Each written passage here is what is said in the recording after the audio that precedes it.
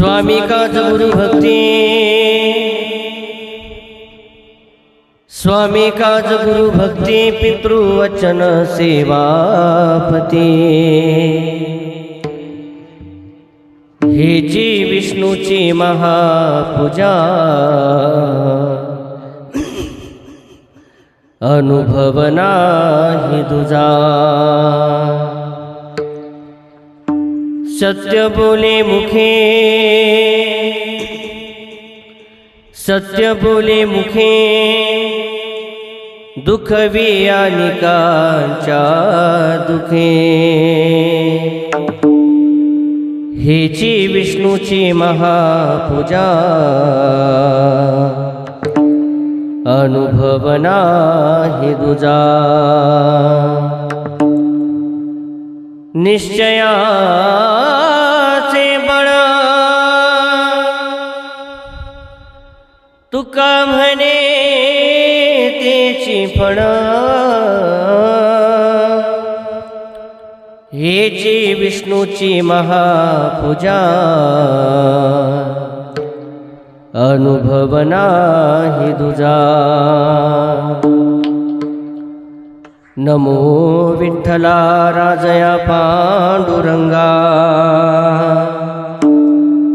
नमो रुक्मिणी माऊली ज्ञानगंगा। नमो पुंडलिका,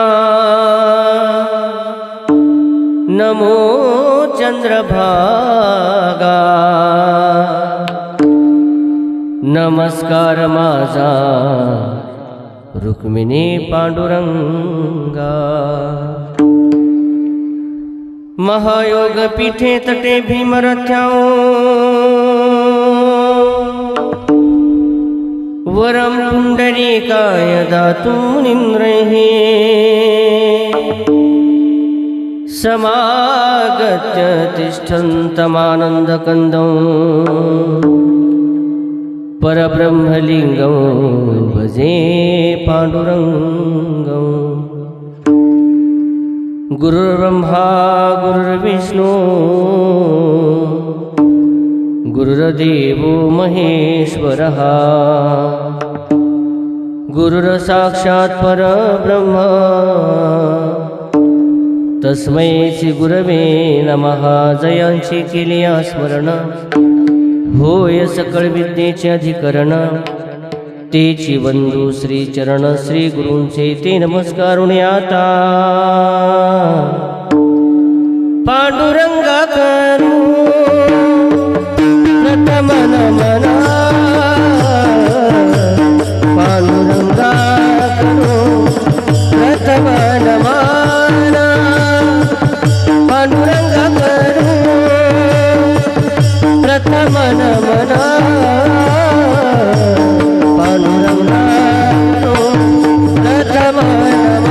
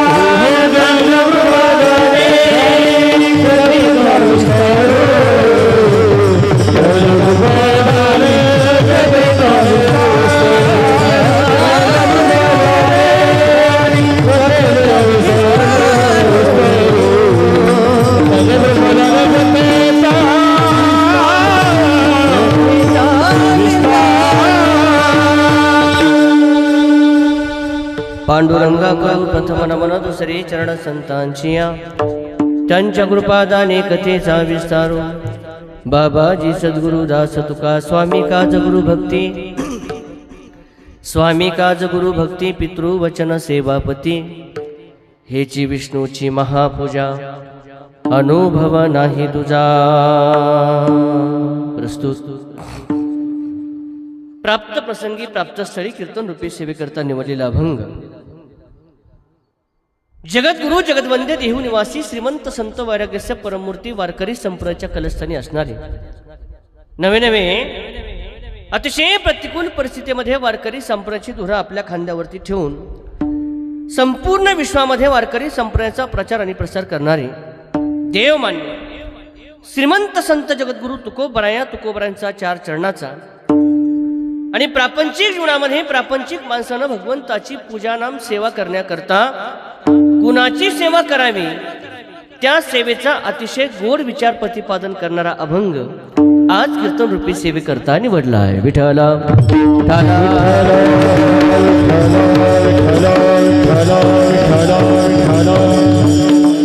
अभंग आणि त्या अभंगाचा अर्थ जर आम्ही पाहायचा प्रयत्न केला तर सहजासहजी वाचला तरी या अभंगाचा अर्थ आम्हाला कळल्याशिवाय राहत नाही. तुकोबारा सांगतात नोकरानं मालकाची प्रामाणिक सेवा करणं ही भगवान विष्णूची पूजा आहे. एखाद्या सतशिष्यानं आपल्या गुरु महाराजांची प्रामाणिक सेवा करणं ही भगवान विष्णूची पूजा आहे. एखाद्या मुलानं आपल्या आई वडिलांची प्रामाणिक सेवा करणं ही भगवान विष्णूची पूजा आहे. आणि एखाद्या पत्नीनं आपल्या पतीची प्रामाणिक सेवा करणं ही भगवान विष्णूची पूजा आहे. तुकोबारा सांगतात भगवान विष्णूच्या पूजेमध्ये जे फल आहे तेच फल या चौघांच्या पूजेमध्ये आहे. याच्यापेक्षा वेगळा अनुभव माझ्या जीवनामध्ये नाही. हेची विष्णूची महापूजा. विचारलं तुकोबारायांना, हो तुकोबाराय, मी माझ्या जीवनामध्ये माझ्या मालकाची सेवा करतो, मी माझ्या जीवनामध्ये माझ्या आईवडिलांची सेवा करतो, मी माझ्या जीवनामध्ये माझ्या गुरु महाराजांची सेवा करतो आणि मी माझ्या जीवनामध्ये माझ्या पतीची सेवा करते. माझी सेवा सुद्धा भगवान विष्णूची पूजा व्हावी असं वाटत असेल तर मी ती सेवा नेमकी करावी कशी. तुकोबारा सांगतात सेवा करणाऱ्या सेवकाकरता 2 महत्वाचे नियम तुकोबारांनी या अभंगामध्ये प्रतिपादन केलेत. पहा, ज्या ज्या सेवकाला असं वाटतंय माझी केलेली सेवा ही भगवान विष्णूची पूजा व्हावी त्या सेवकानं सगळ्यात पहिला नियम पाळायचा आहे. ती सेवा करत असताना तुकोबारा सांगतात सत्य बोले मुखे. ती सेवा करत असताना माणसाने नेहमी खरं बोलावं आणि इतरांच्या दुःखामध्ये दुःख मानावं. या 2 महत्वाच्या नियमाचं पालन करून जर तुम्ही सेवा कराल तर तुमची सेवा ही निश्चित भगवान विष्णूची पूजा झाल्याशिवाय राहणार नाही. असा ज्याचा निश्चय झाला त्या निश्चयानं केलेली सेवा आणि त्या सेवेला आलेलं फळ म्हणजे भगवान परमात्म्याची प्राप्ती. विठ्ठल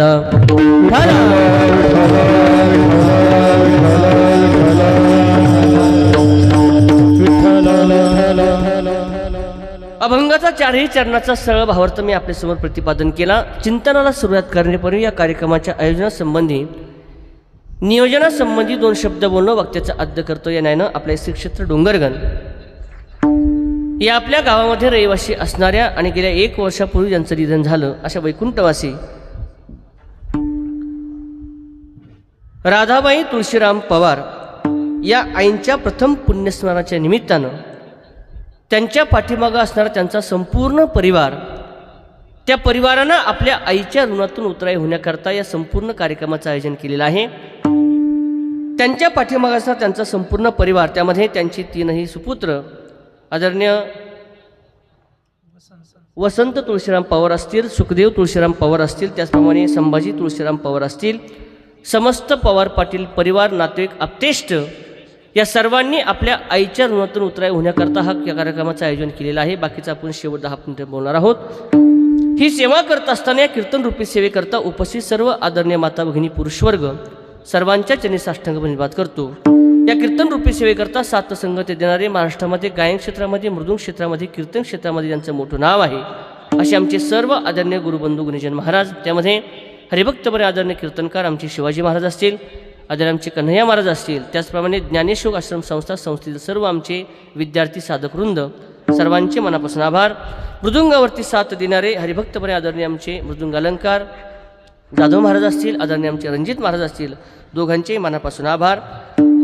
या पवार कुटुंबावरती प्रेम करणारे सर्व नातेवाईक, आप्तेष्ट, ग्रामस्थ मंडळी या ठिकाणी उपस्थित आहे. सर्वांचे मनापासून आभार मानतो आणि संकल्पित वेळेमध्ये अभंगाचा धावता भावार्थ आपल्यासमोर ठेवतो. विठ्ठल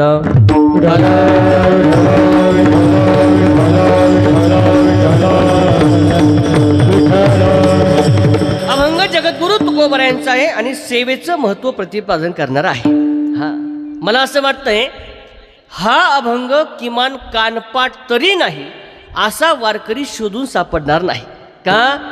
ज्या वेळेस तुकोबरायांना सेवेचं महत्त्व प्रतिपादन करायचंय हा अभंग निश्चित आमच्या डोळ्यासमोर आल्याशिवाय राहत नाही. मग अभंग आणि अभंगाची जर आम्ही रचना बघितली तर याचा जर एवढा सोपा अर्थ असेल तर सगळ्यात पहिला प्रश्न आमच्या डोळ्यासमोर येतोय, तुकोबरायांनी या अभंगाची निर्मिती का केली. तुकोबरायाला माहिती नाही का हो, प्रत्येक नोकर आपल्या मालकाची सेवा करतो, बरोबर आहे. प्रत्येक शिष्य गुरु महाराजांची सेवा करतो. प्रत्येक मुलगा आईवडिलांची सेवा तुम्हाला थंडी वाजली का काय, बोलत चला. प्रत्येक मुलगा आईवडिलांची सेवा करतो, प्रत्येक पत्नी पतीची सेवा करते. मग तुकोबरायांनी या अभंगाची निर्मिती का केली. त्याचं उत्तर असं आहे, जगामध्ये असा एकही सजीव आम्हाला शोधून सापडणार नाही का त्या मनुष्याकडं कोणत्या ना कोणत्या प्रकारचा दोष नाही. प्रत्येक माणसाकडं जगाच्या पाठीवरती काही ना काही दोष आहेच. चक्कर लावून सांगणार आहे तुम्हाला का. जगाच्या पाठीवर फक्त दोघच निर्दोष आहेत असं साधुसंत आणि शास्त्र आम्हाला प्रतिपादन करत आहे. पहिले निर्दोष आहे संत आणि दुसरे निर्दोष आहे ब्रह्म. संत निर्दोष आहेत. तुकोबरा सांगतात, तुका म्हणे तैसा सज्जनापासून आणि पाहता अवगुण मिळेची ना. संतांकडं काही दोष नाही आणि दोन, ब्रह्माच्या ठिकाणी सुद्धा कोणत्याच प्रकारचा दोष नाही. गीता त्याचा पुरावा देते, निर्दोष मी समम ब्रह्म. ब्रह्माकडेही दोष नाही आणि निश्चितपणे संतांकडेही दोष नाही. पण राहतापैकी राहिला मनुष्य, प्रत्येक माणसाकडं काही ना काही दोष आहे. पण दुर्दैव आमचं, आम्ही स्वतःचे दोष कबूल करत नाही. बरोबर आहे ना. आमच्याकडे दोष आहेत पण दोष कबूल करण्याचं सामर्थ्य आमच्यामध्ये नाही. दोष आहेत का नाही. शास्त्रामध्ये 2 प्रकारचे दोष सांगितले. लक्षपूर्वक ऐका, गोड चिंतन आहे. दोषाचा पहिला प्रकार लौकिक दोष आणि दोषाचा दुसरा प्रकार पारमार्थिक दोष. पारमार्थिक दोष कशाला म्हणतात. 80-90 वर्षाचं वय होऊन देखील माऊली ज्ञानोबरांची ज्ञानेश्वरी माहिती नसणं आणि तुकोबरांचा गाथा माहिती नसणं याला म्हणतात पारमार्थिक दोष. विठ्ठल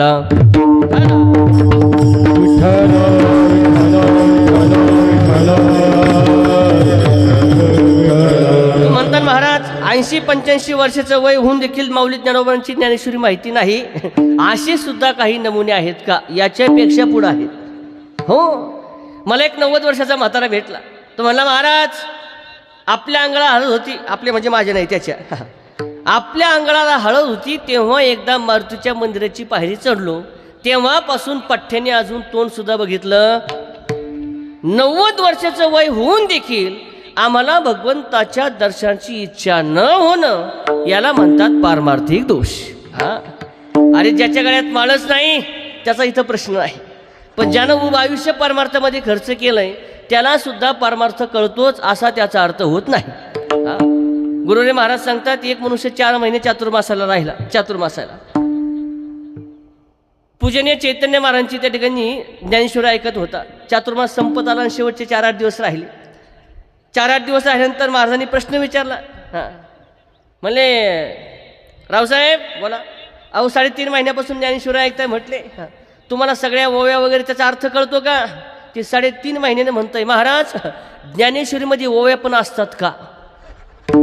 आता 3.5 महिने ज्ञानेश्वरी ऐकल्यानंतर त्याच्यात ओव्या असतात का नाही हा जर प्रश्न माळकऱ्याचा असेल तर बिगर माळकऱ्याचं काय, घरी गेल्यावर विचार करा.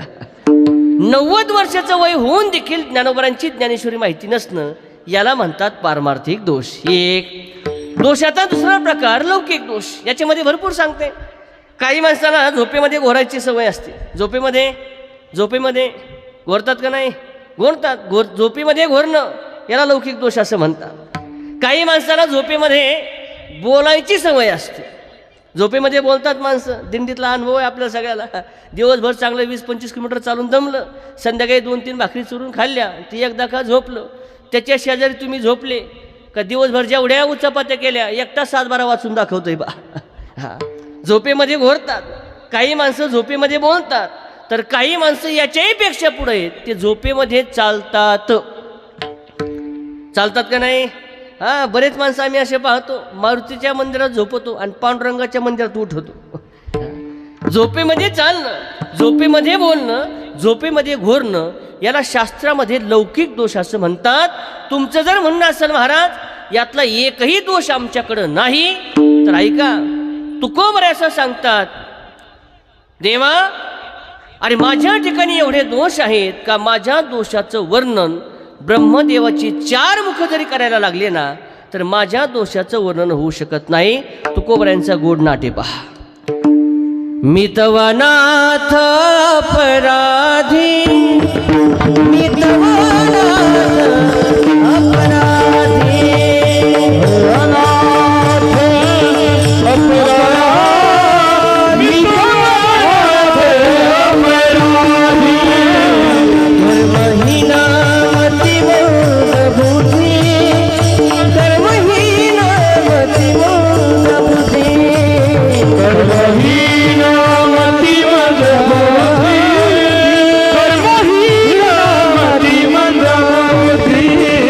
तुझ म्याथ विले नाही कधी, तुझ म्याथ विले नाही कधी, तुझ म्याथ विले नाही कधी, तुझ म्याथ विले नाही कधी, वाची कृपानिधी माय बापा, वाची कृपानिधी माय बापा, वाची कृपानिधी माय बाबा, वाची कृपानिधी माय बाबा, नाही ऐकिले गायले गीत, नाही ऐकिले गायले गीत, नाही ऐकिले गायले गीत, नाही ऐकिले गायले गीत, नाही ऐकिले गायले गीत, नाही ऐकिले गायले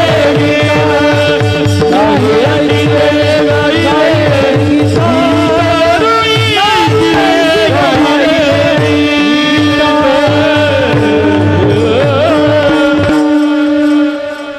मितवनाथ अपराधी,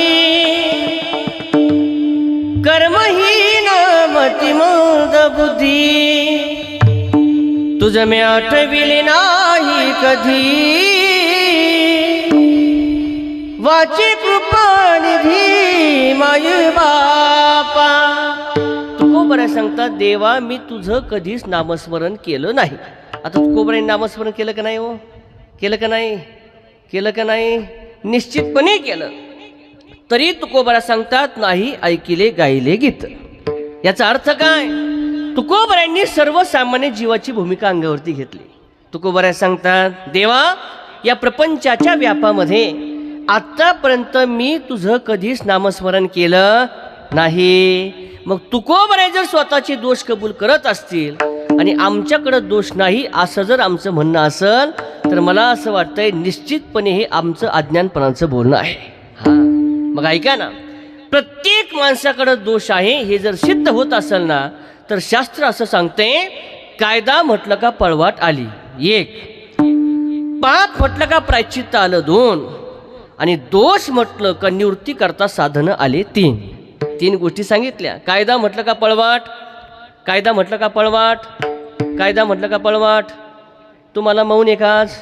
हा, मग बोलत चला. कायदा म्हटलं का पळवाट आलीच. हा, अरे कायद्याला पळवाट आहेच.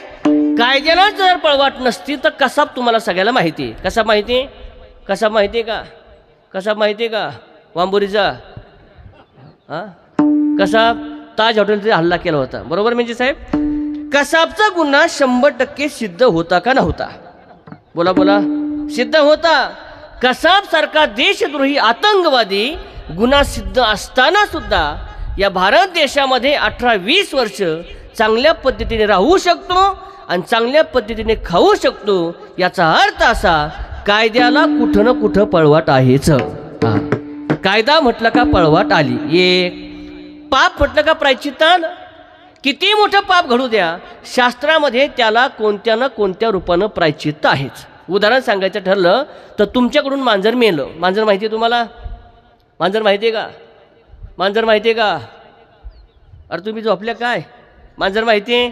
माहिती आहे. तुमच्याकडून मांजर मेलं आणि मांजर मेल्याचं पाप तयार झालं तर त्या पापाला प्रायश्चित्त काय? तुम्ही विचार करा. मी गावातून चहा घेऊन येतो तोपर्यंत काय अवघड प्रश्न विचारला बा महाराजांनी. मांजर मेल्याचं पाप झालं आणि त्याला प्रायश्चित्त काय? काशीला हे कोणत्या ग्रंथात तेवढं एकदा बघायचं आहे आम्हाला. 20 वर्षापासून ग्रंथ चालले पण ते भाऊ अजून काय आम्हाला सापडलं नाही. पण ढोबळ मानाने भूमिका आमची अशी आहे, मांजर मेल्याच्या पापापासून निवृत्ती भेटायची असेल तर काशीला जायचं आणि सोन्याचं मांजर सोडायचं. पुढचं उदाहरण ऐका. कथा कीर्तनामध्ये तुम्हाला झोप लागली आणि त्याच्यापासून पाप तयार झालं तर त्या पापाला प्रायश्चित्त काय? माहिती आहे तुम्हाला? तुम्हाला नाही माहिती. पाठीमागं नाही, इकडं तुम्हाला बचत गट माहिती आहे का? नाही. सांगू का मग? हां, काल मी असंच म्हटलं सांगू का. एक बाई खालून म्हणली, सांग ना टापा टापा, तुला कशा आणलं रोजानी.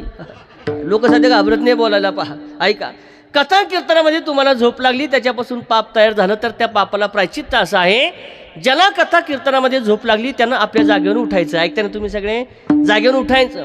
चालत चालत कीर्तनकार महाराजांकडे यायचं, महाराजांच्या पाया पडायचं, खिशातून 500ची नोट काढायची.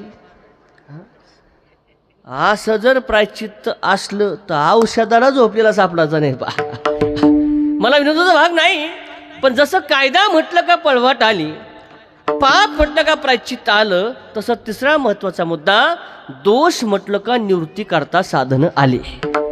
का करायची दोषाची निवृत्ती? जोपर्यंत आमच्या अंतःकरणातील दोषाची निवृत्ती होत नाही आम्हाला भगवंताची प्राप्ती होऊ शकत नाही. मी सांगत नाही, हे तुकोबारायांचं प्रमाण आहे. येऊनी गोपाळ राहे तेथे,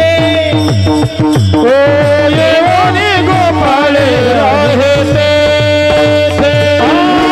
येऊनी गोपाळ राहे तेथे,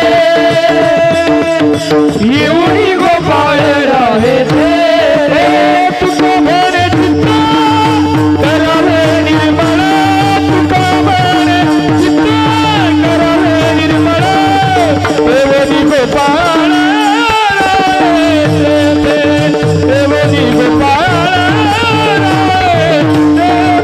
तुको म्हणे चित्त करावे निर्मळ, तुको म्हणे चित्त करावे निर्मळ, येऊनी गोपाळ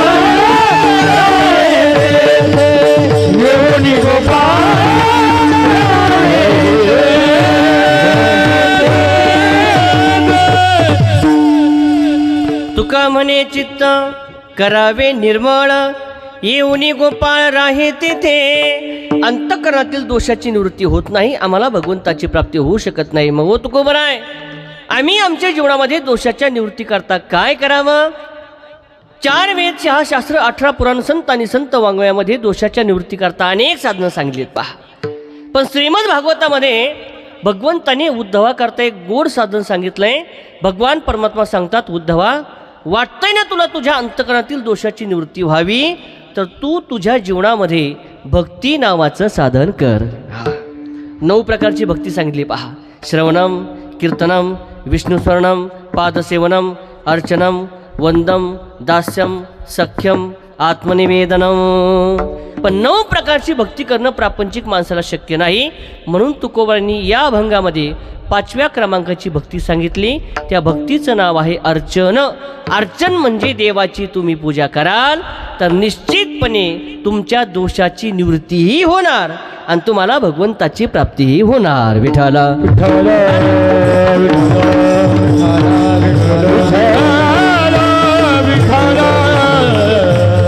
तुकोबारा सांगतात, पूजा करत असताना प्रापंचिक माणसानं पूजा करावी कुणाची? नोकरानं मालकाची सेवा करणं भगवान विष्णूची पूजा आहे. शिष्यानं गुरु महाराजांची सेवा करणं भगवान विष्णूची पूजा आहे. मुलांना आई वडिलांची सेवा करणं भगवान विष्णूची पूजा आहे आणि पत्नीनं पतीची सेवा करणं भगवान विष्णूची पूजा आहे. तू म्हणता महाराज हा तर लय सोपा परमार्थ झाला. बरोबर आहे ना? बरोबर आहे. वस्तुस्थिती आहे. प्रत्येक नोकर मालकाची सेवा करतो, प्रत्येक शिष्य गुरु महाराजांची सेवा करतो, प्रत्येक मुलगा आई वडिलांची सेवा करतो. सगळ्याच बायका आपल्या नवऱ्याला लाटण्याने मारतात. असं होतंय का? होतंय का? तुम्ही असले म्हणजे काहीतरी गडबड असू शकते याच्यात. पण जर आमचं म्हणणं आहे मी जर माझ्या पतीची प्रामाणिक सेवा करते, मी जर माझ्या आईवडिलांची प्रामाणिक सेवा करतो आणि मी जर माझ्या गुरु महाराजांची प्रामाणिक सेवा करतो तर आमची सेवा भगवान विष्णूची पूजा होईल का? तुकोबऱ्या सांगतात तुमची आमची सेवा भगवान विष्णूची पूजा होऊ शकत नाही. का? तुमच्या आमच्या सेवेमध्ये अतिशय महत्त्वाचे 6 प्रकारचे दोष आहे. लक्षपूर्वक ऐका. तुमच्या आमच्या सेवेतला पहिला दोष आहे स्वार्थ. बरोबर आहे ना? स्वार्थ. शिष्य गुरूंची सेवा करतो, मुलगा आई वडिलांची सेवा करतो, पत्नी पतीची सेवा करते. प्रत्येकाच्या सेवेमध्ये स्वार्थ नावाचा दोष येतोच. तू म्हणाल कसा स्वार्थ येतो? ऐका ना. वडील रिटायर झाले, रिटायरमेंटचे 5-50 लाख रुपये भेटले, अजून ते काय पैसे तिकडं ट्रान्सफर झाले, तोपर्यंत 2 टाईम पोरगं नवरत्न त्याला बापाची मालिश करतोय. पण ज्या दिवशी सगळी संपत्ती मुलाच्या नावावरती झाली तिथून पुढं आई वडिलांचे काय हाल, माझ्यापेक्षा 100 उदाहरणं तुमच्यासुद्धा डोळ्यासमोर आहे. आणि म्हणून मुलगा आई वडिलांची सेवा करतो, स्वार्थ नावाचा दोष आहे. अरे सांगू तुम्हाला, प्रत्येक मनुष्य हा सकाळी झोपेतून उठल्यापासून संध्याकाळी झोपेपर्यंत आणि जन्मल्यापासून मरेपर्यंत उचललेला पाऊल हा स्वार्थ करताच टाकतो. पहा. हा बरोबर आहे ना? शेतकरी शेती करतो, तोट्या करता का पैसे करता? तोट्या करता का पैसे करता? हां, तुम्हाला यातलं काही कळत नाही का? हां, तोट्या करता का पैसे करता? पैसे करता. व्यवसाय लोक व्यवसाय करतात, तोट्या करता का पैसे करता? पैसे करता. डॉक्टर लोक डॉक्टरी करतात, तोट्या करता का पैसे करता? आम्ही 500-500 किलोमीटर बोंबलत फिरतो, तोट्या करता का पैसे करता? हां, मोठा आवाजीने आम्हाला माहिती आता ही वस्तुस्थिती आहे. जगातला स्वार्थ वजा केला तर माणसाचं जीवन दगड झाल्याशिवाय राहत नाही. ऐका ना, तुम्ही तुमच्या जीवनामध्ये जोपर्यंत स्वार्थ सोडत नाही तुमची सेवा ही भगवान विष्णूची पूजा होऊ शकत नाही. का महाराज असं एखादं उदाहरण आम्हाला सांगाल का त्यांनी त्यांच्या जीवनामध्ये भगवान परमात्म्याची निस्वार्थी सेवा केली? उदाहरण जर सांगायचं ठरलं ना तर भक्त श्रेष्ठ म्हणून ज्यांना त्या ठिकाणी जगाच्या पाठीवरती गणल्या जाते अशा असणाऱ्या गोपिका, गोपींच्या जीवनामध्ये गोपींनी भगवान परमात्म्याची निस्वार्थी अशी सेवा केली. पहा. विठ्ठल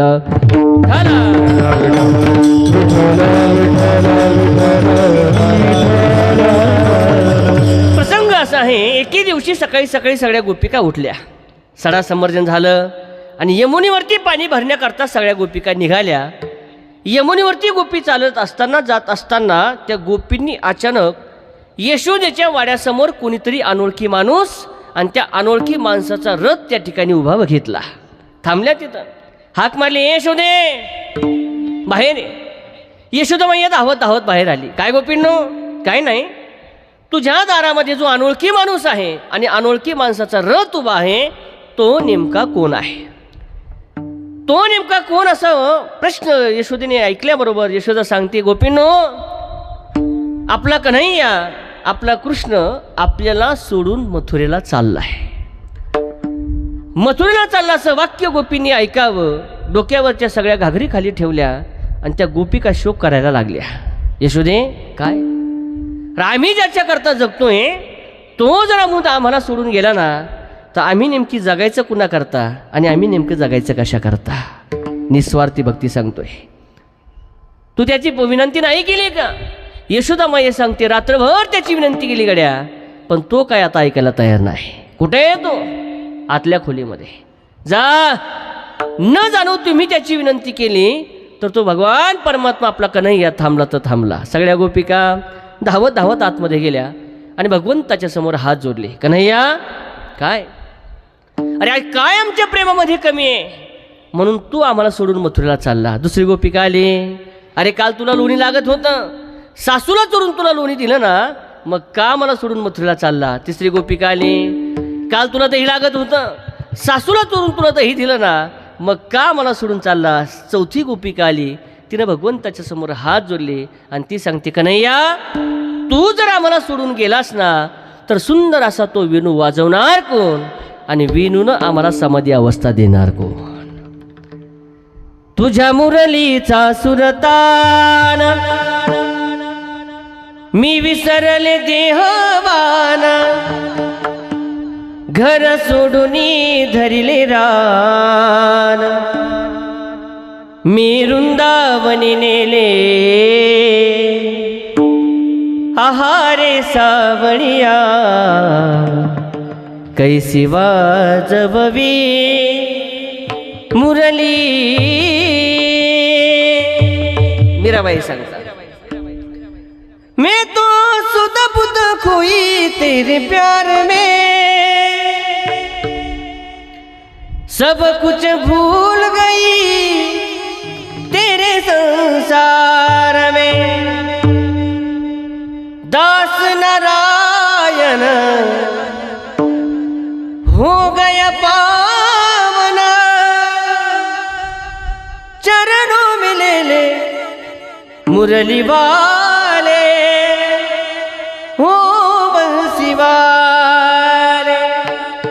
तू आम्हाला सोडून गेलास ना, सुंदर असा वेणू वाजवणार कोण आणि वेणून आम्हाला समाधी अवस्था देणार कोण?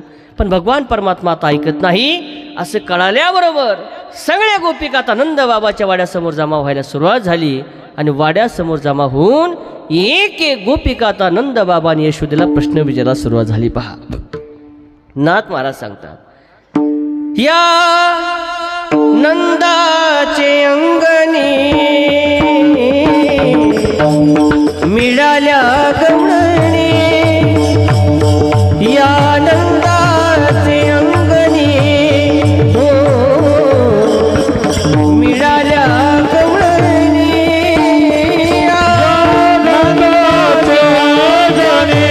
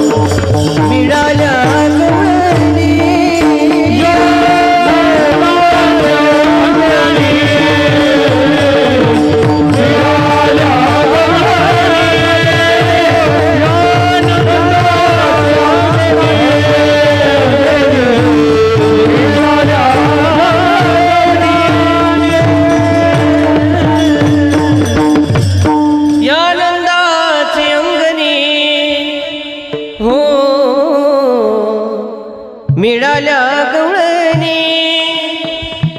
होता नव्हता करता भगवान परमात्मा त्या गोपींच्या शोकाला पाहतात आणि भगवान परमात्मा अक्रूला सांगतात, अक्रूजी महाराज या गोपींच्या शोकाशी अन्न पाहावे मजसी. भगवान परमात्माने अक्रूजींचा रथ मथुरेच्या दिशेने निघाला. महत्वाचे वाक्य आता सांगायचे पहा. गोकुळाच्या वेशीजवळ रथ आल्याबरोबर अक्रूजी महाराजांनी एक चित्र त्या ठिकाणी पाहिलंय. काय चित्र आहे? कुणीतरी एक चित्रगंधा नावाची गोपिका आहे पहा. अतिशय भगवंतावरती प्रेम करणारी, माझा भगवान परमात्मा मला सोडून चाललाय ना, त्या विरहामध्ये त्या चित्रगंधेने हातातल्या बांगड्या फोडल्यात पहा.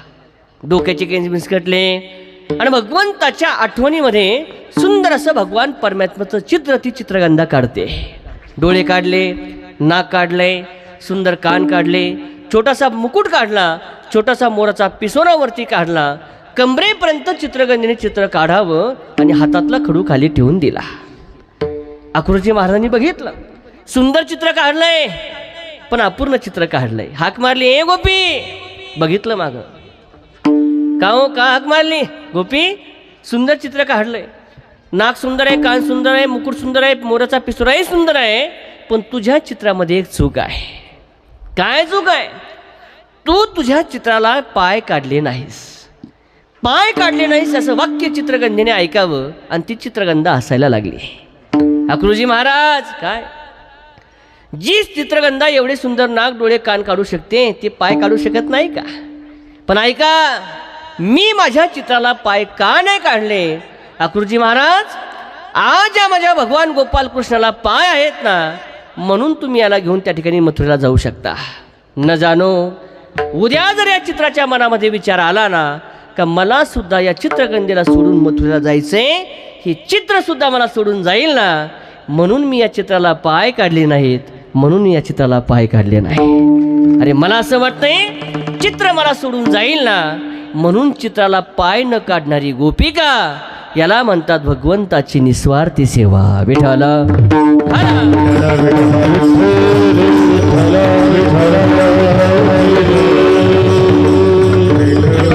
तुम्ही आम्ही भगवंताची सेवा नामपूजा करतोय, पण आपल्या सेवेतला पहिला दोष आहे स्वार्थ. बरोबर आहे ना? स्वार्थ आहे. काहींचा नावा करता परमार्थय, काहींचं दान धर्म नावा करताय. वस्तुस्थिती आता डोंगरांच्या मंदिरात नाही जायचा प्रसंग येतो आम्हाला फार, पण बहुतेक वेळा मंदिरामध्ये गेलो तर काही माणसं मंदिरामध्ये घंटा दान देत आहे, कोणी फॅन दान देत आहे. बघा तुम्ही परिस्थिती अशी. 350 रुपयाचा फॅन आहे. फॅन केवढ्याचा आहे? फॅन केवढ्याचा आहे? 350 रुपयाचा. आणि एका एका पात्यावरती 3-3 नावं. कळतच नाही फॅन दान दिलं का सातबाराच बिचारी मंदिरात आणून लावला आहे. बरोबर आहे ना? देवाच्या पुढे आम्ही नारळ फोडतो. नारळ फोडणं झाली सेवा. लक्षपूर्वक ऐका, नारळ फोडणं झाली सेवा. पण 20 रुपयाचा नारळ देवाच्या पुढे फोडला का मुलाचं शिक्षण झालं पाहिजे, मुलाला नोकरी लागली पाहिजे, त्याला सुनबाई चांगली भेटली पाहिजे, त्या सुनबाईला नातू झाला पाहिजे, कांद्याला भाव भेटला पाहिजे, बोरला पाणी लागले पाहिजे. नारळ एवढ्याचं आहे. अरे किमान त्या किमती एवढं तरी मागत चला. नारळ फोडणं ही झाली सेवा, पण त्याच्या पाठीमागं मागणं हा झाला स्वार्थ. पहिला दोष स्वार्थ. दुसरा दोष बेजबाबदारपणा. आम्ही आमच्या जीवनामध्ये स्वार्थी भक्ती करत असताना जबाबदारीने कोणीही भक्ती करत नाही. तुकोबराय ज्ञानोबरायांचं वाक्य मी माझ्या मनानं सांगणार नाही. तुकोबराय ज्ञानोबराय सांगतात प्रत्येक माणसानं आपल्या जीवनामध्ये एक दिवस मरायचंय याचं भान ठेवून आम्ही भक्ती करावी. आम्ही भक्ती करतोय का? भक्तीचं सोडा, मरायचंच हिचं आम्ही विसरून गेलोय. एक जण म्हणला, महाराज नाही आम्ही साधू संतांचं ऐकलं, आमचं काय होणार आहे? आमचं काय होणार नाही. तुकोबरायांचं आपण काही मनानं सांगणार नाही. तुकोबराय सांगतात तेलिनिशी रुसला वेडा. बरोबर आहे ना? जुन्या काळामध्ये तेलाचे घाणे राहायचे. तुकोबराय सांगतात एखादा माणूस त्या तेलनीचा सोबत जर रुसला तर बिगर तेलाची भाजी याला खावा लागेल का तेलनीला? बोला बोला बोला पटपट, पाऊस आला. याला खावा लागेल. तसंच आहे, साधू संतांचं ऐकलं नाही तर तोटा आपला आहे का साधू संतांचा आहे? मी सांगत नाही नातवांचं प्रमाण ऐका. हे जरी नाही काल तरी दुसरा येईल, हे जरी नाही काल